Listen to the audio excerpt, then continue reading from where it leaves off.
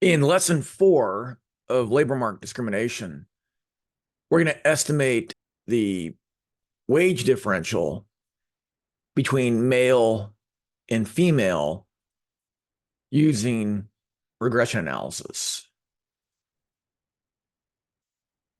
The data set includes the following variables. HS is finished high school only. Some call is finished some college courses. BSBA is the person obtained a bachelor's degree. Some GS equals took some graduate courses. Grad Deg is obtained a graduate degree. Grade indicates the current job level, 1 being the lowest, like, entry level job, and 6 being the highest, like CEO or president. Years 1, that's years of experience with the bank, because this is data from a bank, actual data from a bank. Years 2 is years of experience at another bank prior to Fifth National Bank. Age is the employee's current age. Female equal 1 if female, 0 otherwise. PC equal 1 if employee's current job is computer related, 0 otherwise. Salary equals current annual salary. We're going to test this hypothesis of the average male salary equal to the average female salary. And the data is down here. For this particular lesson, we only need 2 variables. We only need, let's grab it. Okay. Copy. I'm going to paste it over here. Okay, I'm going to hide everything we don't need in this particular example. I'm going to hide age, BSBA, grad degree, high school, and then hide that. Let me do this first before I do that. I'm going to format this data as a table.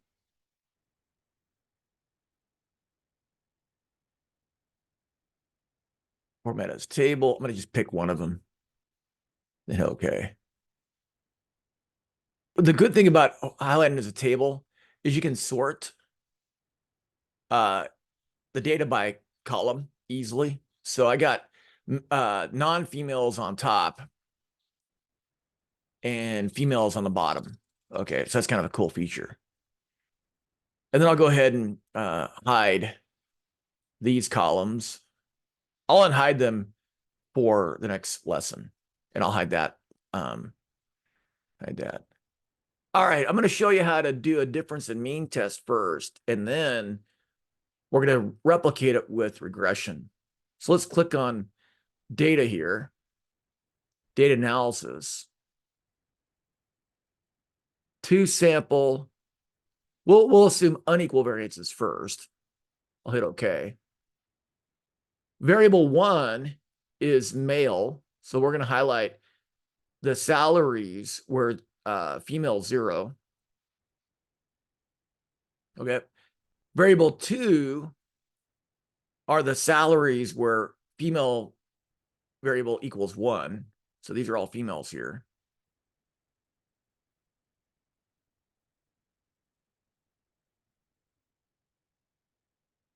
And then the hypothesized mean difference is 0, because what we're saying is mu1 equal mu0. That can be rewritten as mu minus mu equals 0, right? And then I'm not going to click labels. I'm not going to click that. We have the alpha level. Let me see what the significance level of the test is. 5%, so that's good. We have 5% significance. I'm going to put the output in this spreadsheet.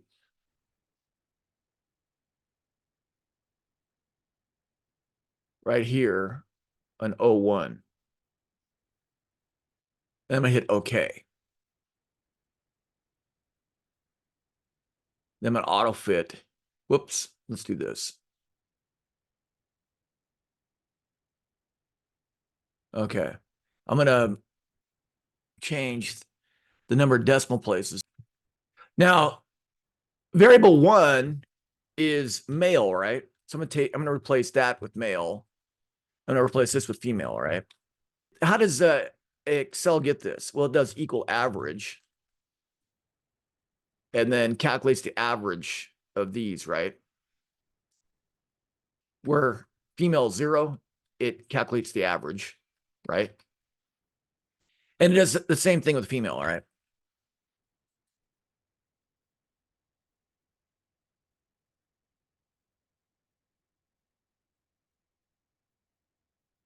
So it's calculating the average of female, and the values don't change, right? And then it does the same thing with the variances, right? Except it uses var.s, right? Use var.s.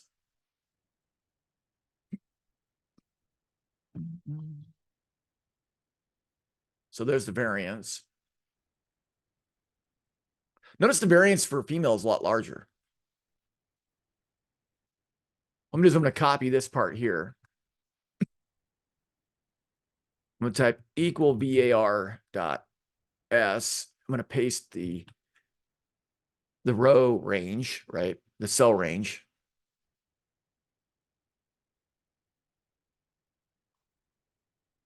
There were 140 females in the data set and 68 males. Now, when the variance is assumed to be different, the degrees of freedom is a calculation. We have, basically, we're going to put this here and this there. So we're going to divide these two and divide these two, sum that, square it, and then we got to calculate this ratio again here, square that ratio. We're going to calculate this ratio here, square that ratio. Then we're going to divide this squared ratio by that minus 1. We're going to divide this squared ratio by n minus 1. We're going to hit the numerator and the denominator, and we get the degrees of freedom, right? That's a nasty calculation. Fortunately, Excel calculates it for us right there. The thing in the parentheses up here is the standard error. So the thing inside these parentheses is the standard error. So I'm going to calculate the standard error over here. It's actually the square root of this divided by its n plus this variance divided by its n. So the standard error is the square root of the thing in the parentheses, not the square, right? That's the standard error. The difference in the means is the male wage average minus the female wage average. And the test statistic, which here is 4.141, is the ratio of this and that, 4.14. So we get the same exact thing, right? So this is a two-tailed test. So I'm going to gray out this part. And then we want to know the two-tail probability, right? And the best way to illustrate the two-tail probability, it's a t-distribution. So I'm going to change this to student t's, right? The degrees of freedom are 79. And it's a two-tailed test. So I got two tails. The test statistic is 4.141. It's way out here. The area under the distribution to the right of this value is basically 0. It's really close to 0. We take this area here and we add it to that area over here, and we get 0. We can verify that in Excel by doing this. Equal t dot dist x. T dot dist requires us to feed a value from the number line. This is the value from the number line, right? Comma, the degrees of freedom, right? Comma, true. Now, when I hit enter, I'm going to get 1. Why? Because it's calculating that this right here calculates the probability of being less than this number, right? So all of this would be shaded. So this right here is calculating this probability. It's calculating that probability, right? And that probability is equal to 1, right? So what I have to do is I have to make this t-stat negative. I want to flip the probability. I want the upper tail probability, right? So the upper tail probability equals what? Let's add some decimal places here. It's not actually equal to 0. It's really close to 0. We'll do a right tail. Okay, so it's shading the area under the curve here, right? But it's a two-tailed test. So we also have to shade this area down here. So we have to click on two tails, right? So there's two tails. In Excel, what we did is we multiply this probability by 2 to get the two-tailed probability. It's not actually equal to 0. To 3 decimal places, it's 0. The critical value of this test, the significance level is 5%, right? That's what the problem said. Significance level of 5%. Right here. So if I change this to the significance level, you can see that I have a tail here and I got a tail here. The critical value is 1.991, right? And negative 1.991. So I got plus and minus 1.991. Excel only creates one critical value, but it's plus or minus here, right? Now, how does Excel calculate that number? Well, it uses t.dist, t.inverse. And then it enters the significance level, 5%. Because this is a two-tailed test, it divides this 5% in 2. And then it just uses the degrees of freedom, 79. And we hit enter. So Excel produces negative 1.990, right? Which is this number. But there's also another tail. It's the plus or minus 1.990, right? The positive value, I'm going to put the positive value here. The t-stat is not in between the two critical values, right? The t-stat is above this critical value. The t-stat is up here, right? The test statistics up here. It's under the blue area. The blue area is significance, right? So this difference that we calculated here, this difference, because it is the numerator of the test statistic, right? This difference is significant because the t-stat is under the blue area. If it's under this blue area or under this blue area, the difference in the two means is significant. What does that mean? It means, according to these two variables,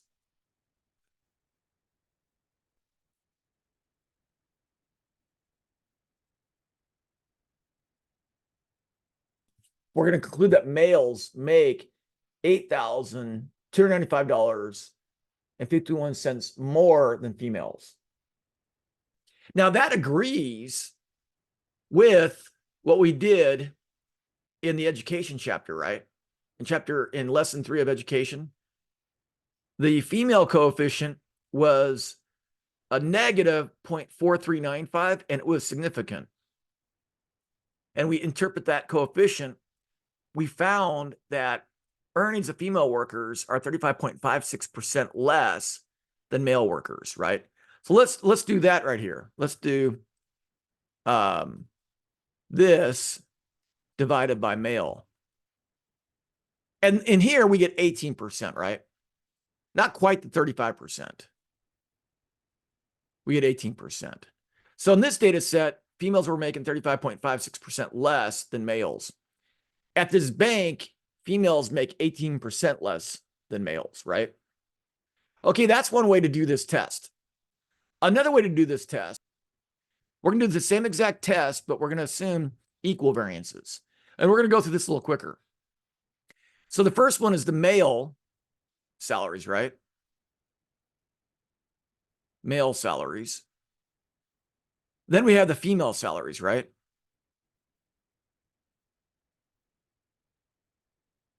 We're not going to click any labels. The hypothesized mean is 0. Our alpha level's 5%. We're going to put the output right below the previous one, the unequal variances assumption one, to compare the two. And we're hit OK. Okay, notice the degrees of freedom here are 206. When I sum these two, I get 208. And we assume equal variances. We're basically assuming like one salary variable, right? The test statistic is a little bigger than it was up here. Let me change all these values here to 3 decimal places. Okay, the variances are still the same. The means are still the same. So that makes sense, right? The number of observations are the same. The pool variance is a new thing. Okay, remember our degrees of freedom formula here, right? The square root of the sum in the parentheses is the standard error if we assume unequal variances, right? If we ignore the subscripts, we can think of this s squared as the pooled variance right here, right? So the standard error of the two sample, assuming equal variances, is the square root of this sum, right? So I'm going to calculate the standard error over here. I'm going to take the square root of this divided by the 68 plus this divided by the 140. And that's the standard error, right? That's the standard error here of the test statistic. Standard error. And then I got the difference, right? And the difference is still the male salary minus the female salary, right? And then the test statistic is just the ratio of this difference, right?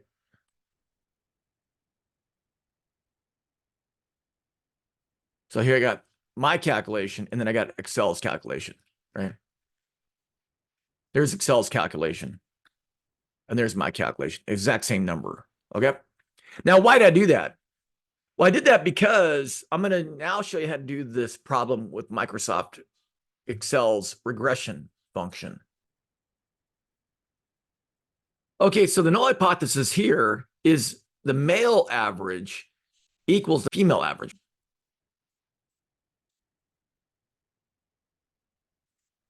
The null hypothesis here is the male average equals the female mean, right? Another way to write that is to calculate the difference, right? And then set this equal to 0. Okay, so we've estimated this difference here above here and here. We have two different standard errors because here we're assuming equal variances and here we're assuming unequal variances, right? So we have two different standard errors. Now, another way to test this is with regression analysis. So the null hypothesis with regression analysis, simple regression analysis, is the slope coefficient is equal to 0. Okay, the beta is the change in the salary over the change in the female variable, right?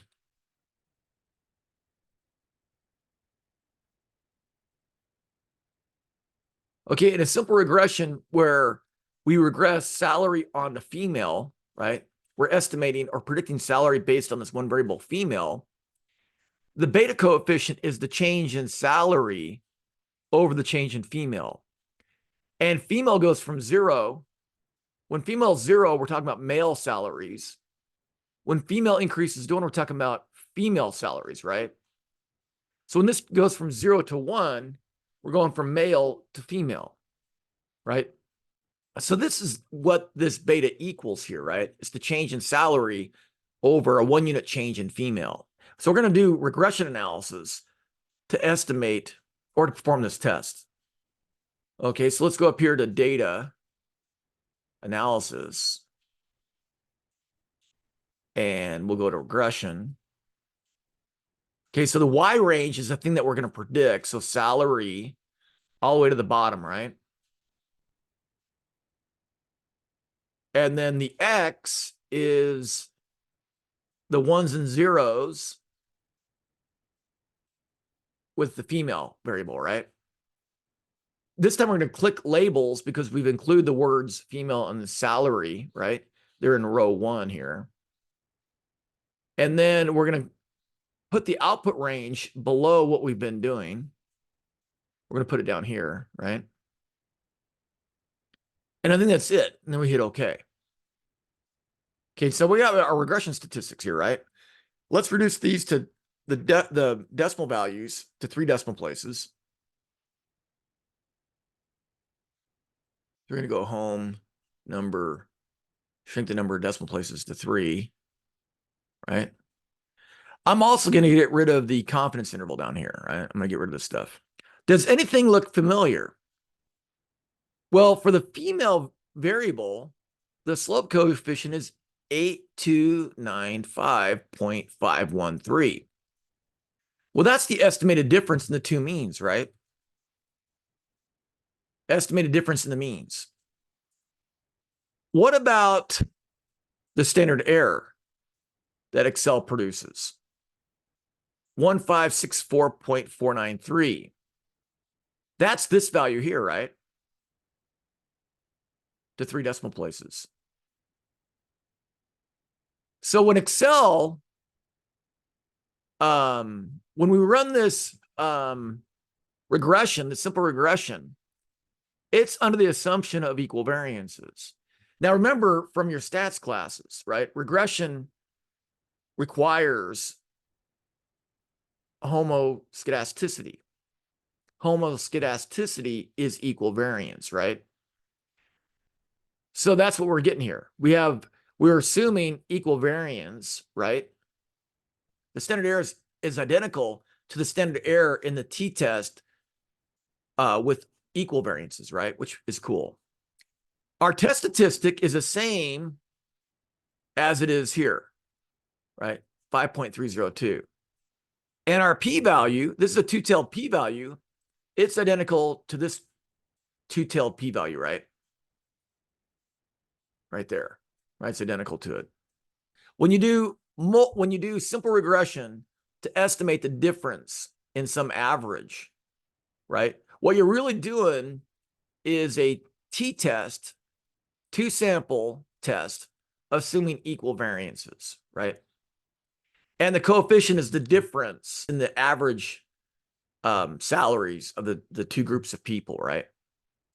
So the R square here is 0.12. The F statistic, again, we already have that here, right? I already have it filled in for you, 28.115. That's already filled in. The p-value is 0.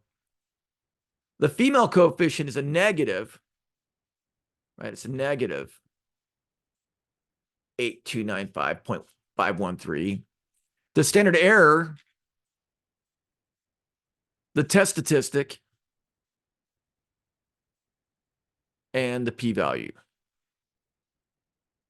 In this first answer box, we want to interpret the R square, right? So I'm going to copy the value here and place it down here. I got to convert it to a percent, which means I got to move the decimal place 2 places to the right. So 12% of the variation in salary, 12% of the variation in salary right here can be explained by the model. And the model is just a dummy variable, female, right? That's not very much, is it? Now, the null hypothesis can be restated as beta female equals 0, right? This is the slope of the female coefficient. We're concluding that that is a true statement, right? Which I mentioned over here, right? Because this beta is the change in salary over the change in female. Female goes from 0 to 1. Salary goes from male salary to female salary, right? So that is a true statement. Since the null hypothesis can be rejected, right?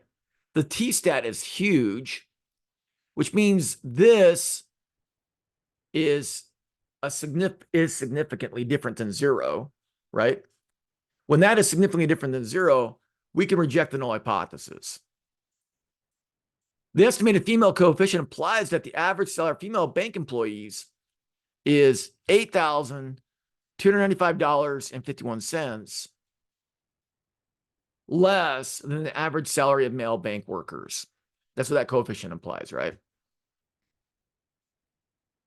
This says female employees are paid less, right, than males by that amount, right?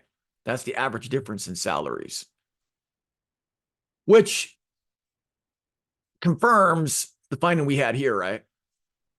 Females are making less money than males, right?